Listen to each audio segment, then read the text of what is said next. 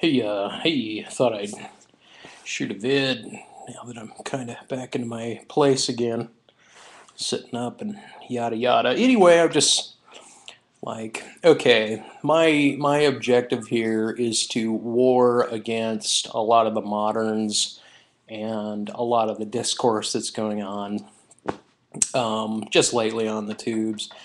And this has to do with this whole kind of new age dialogue about the cosmos and our place within the cosmos, as if we are a subset, right? A logical subset.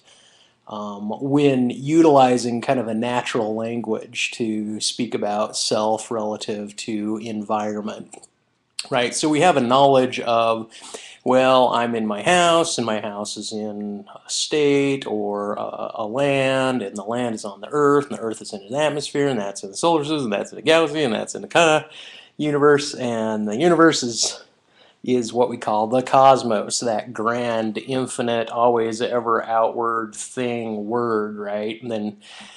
And yet, the cosmos, in terms of the dialogue that's going on the tube, seems to be separate from the world. Like when you read a lot of moderns, you read Pontes, reference the world, or Staten, the world, that which is sensed, kind of like the sun rising is sensed, the moon. Now, my knowledge of the cosmos comes from word semantics. It's a knowledge base piece of information, such as the workings of a satellite and how that works relative to my cell phone.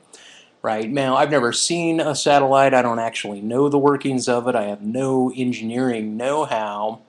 But, and that goes for just a lot of machinery, it's just kind of assumed that if you know the workings that you have a knowledge set of that, right? But I don't see satellites. I might see a dot moving across the sky and someone saying that's a satellite, so therefore I've seen a satellite. But I haven't seen the cosmos, right? I mean, I see stars like everyone else sees stars. But this notion of this thing that's akin to satellites, that's only known through like another, a telescope out there, that's simply a matter of consideration, right? It's simply a matter of knowledge proper, right? So if you know something, logically you get to doubt that thing. So I just want to have people parse the distinction between world and cosmos.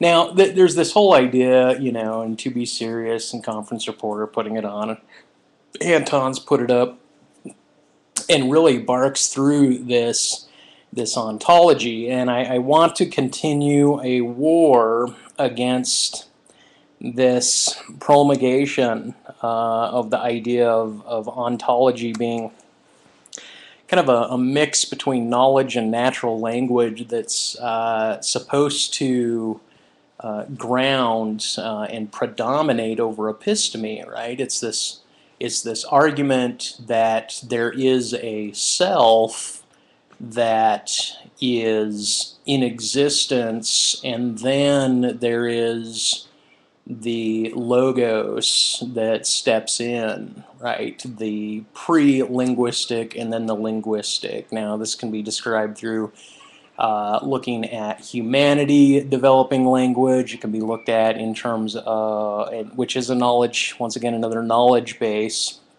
but it's not sense natural language. And then you look at childbirth, child's acquisition of language. That one is observed, right? And so we see that. And then you can look at phenomena within oneself, like self-observation, in terms of coming in and out of sleep, drowsiness, what it means to die, what it means to see people lose language, and that's, there's a lot of speculation about what's going on in there. And so anyway, there's a codicy of the language that appears that one would want to accept that you inherit the language, hence you inherit the power structure of all of the vocabulary and the grammar. And there's a certain conforming or confirmation that appears to be kind of the lockstep agreement, the delineation, like you're not going to have a rational discourse with us until you at least agree upon certain basic philosophical considerations, and then you'll get a confirmation of agreement through a demarcation of ideas to suggest that you're appropriately utilizing the grammar and that you're balancing it in the way the power structure, the way the grammar is pointing back and deferring to itself, right? But this is the episteme. This is the knowledge of the episteme, kind of the workings of the logos. Now, in order for us to speak about, so basically, let me kind of get to this idea, like this whole yada yada about I am a part of the cosmos that's aware of itself. If you do a logic inversion on that, you would say, well, the cosmos is a part of my consciousness that is not aware of itself. The cosmos is a part of my consciousness that is not aware of itself. So now the cosmos is not aware of itself because it's a part of my consciousness, right? It took my episteme in order to make that logical inversion to say that I know this is the case through a logical inversion relative to saying I am that part of the cosmos that is aware of itself. The cosmos is a part of my consciousness that is not aware of itself. One could look at it and kind of break it down logically in other ways, but here we are then, we say, oh, the cosmos is not aware of itself in this case, and where it's a definition relative to the consciousness, and where the consciousness is relegated as a subset of the cosmos is conscious of itself at this point, right?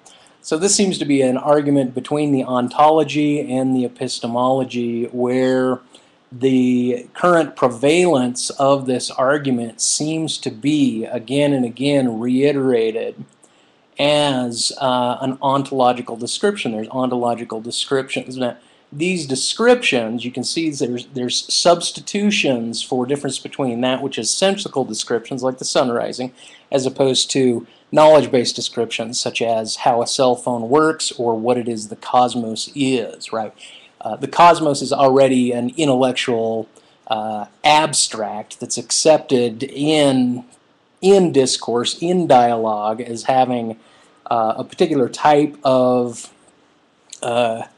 definition from which the arguments then are put forth, and they're considered prevalent, and you have to get a certain confirmation, a nod from the crowd now to say, oh yes, that's what we mean. We're all on the same page. Well, I'm sorry, I'm not on the same page. Now, I don't, kind of like Pirro's arguments about the absolute, kind of the lack of absolute. I would say that people are working from different axiomatic paradigms or from axioms of consideration.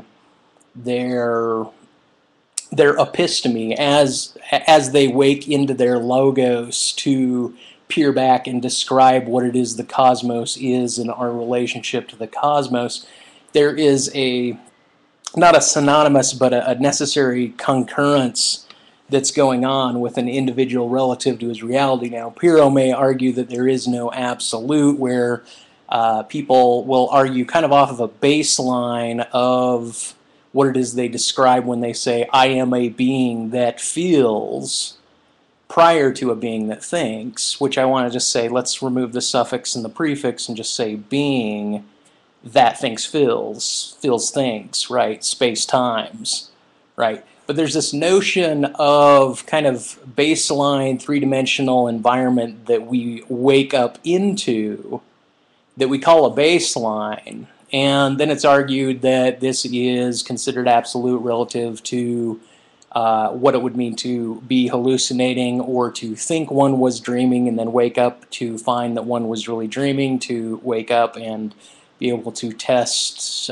through community that one is not dreaming. It's finding a baseline, but I don't believe in real baselines. I personally for as much argument against, how's it phrased, phantasmagoricals or whimsy pooping fairy tales over here, or between phantasms of occurrence. I personally think that there are real, awake phantasms, unexplained, uncontrolled, unknown events that are sensed, but they're not controlled, so they're not known by science, or they're not able to be captured and or properly, appropriately considered within the realm of scientific investigation, so they lie outside of that. And the only reason I'm bringing that up is because people's notion of the baseline, pre-linguistic baseline that they say is the pre-reflective, the prelingual pre-reflective self that enters into the logos, I want to say that that itself is a demarcation, an inherited, reiterated, modern demarcation line that we are meant to conform to and suggest that one must agree with that, where I'm going to say concurrently you cannot have the episteme without it. Now if we look at a child, if we look at a child and say that the child is entering into language, right, as opposed to saying humanity entered into language, right, the child enters into language and the child gathers language. Now this is different than saying humanity entered into language. It's almost like what defines a human is language. So in order for the human to know that it's human, it must have language to hypocritically look upon itself and say that is language. So by the same discourse of saying that there's this pre-linguistic ontological line that one must conform to say it's that we arise out of it, the linguistics or the ontology supersedes epistemology, concurrently requires an epistemology to do that. And then I think that there is reduction that's different than the types of definitions of reductionism that either Pirro or Corey are putting forward. And by that I just mean that we can reduce our considerations of, or let's say a reduction through deconstruction into a primacy, into a single source, single sources. And if the source appears non-clear, non-lucid, we call it ambiguous, as opposed to saying multiplicity. Multiplicity is occurring, concurrence is required. The notion of saying that one necessarily deconstructs into the other, that we are this part of the cosmos that is aware of itself, assumes that for the opposite to be correct also, that the cosmos is a part of our consciousness that is not aware of itself. It's a double stamping. It's a reframing of consciousness. And once again, I want to continue the war against this influence, this power structure, this hierarchical power structure that it seems to be prevalent and seems to be accepted, where people take loose associations and they tie them together, and then they scratch their head and they think they're going into careful thought and an analysis to come out to some notion of what it is they themselves can accept, can agree upon before they carry their dialogue any further. Anyway, I don't know what else to say on that. I kind of want to reframe my steps. And oh, anyway, Tom, order up, dude. We're working on it. Whoa. Yeah. Okay. Did this make sense? I want to make sense to people. I want to make certain I'm closing my arguments.